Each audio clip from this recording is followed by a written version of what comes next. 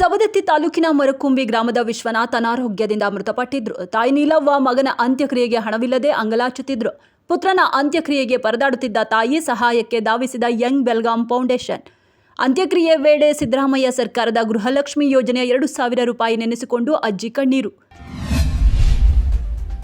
Budget ಭಾಷಣ, ನಿರಂತರ ಜಿಲ್ಲಾ ಪ್ರವಾಸ ಹಿನ್ನೆಲೆ ಅನಾರೋಗ್ಯ. ಸಣ್ಣ ಪ್ರಮಾಣದಲ್ಲಿ ಅನಾರೋಗ್ಯ ಉಂಟಾಗಿದೆ. ಮಧ್ಯಾಹ್ನದ ನಂತರ ನಡೆಯುವ ಸದನಕ್ಕೆ ಮತ್ತೆ ಹಾಜರಾಗುವ ಸಾಧ್ಯತೆ. ಪೊಲೀಸ್ ಕಾನ್ಸ್ಟೇಬಲ್ ಹುದ್ದೆಯ ನೇಮಕಾತಿ ಪರೀಕ್ಷೆಗೆ ಅರ್ಜಿ ಸಲ್ಲಿಸಿದ ಸನ್ನಿ ಲಿಯೋನ್. ಫೆಬ್ರವರಿ 17ಕ್ಕೆ ಪೊಲೀಸ್ ಕಾನ್ಸ್ಟೇಬಲ್ ಪರೀಕ್ಷೆ ನಡೆದಿದ್ದು, ಬಾಲಿಕಾ ಮಹಾವಿದ್ಯಾನಿಲಯದ ಪರೀಕ್ಷಾ ಕೇಂದ್ರದಲ್ಲಿ ಸನ್ನಿ ಲಿಯೋನಿಯ ಅರ್ಜಿ ಪತ್ತೆಯಾಗಿದೆ.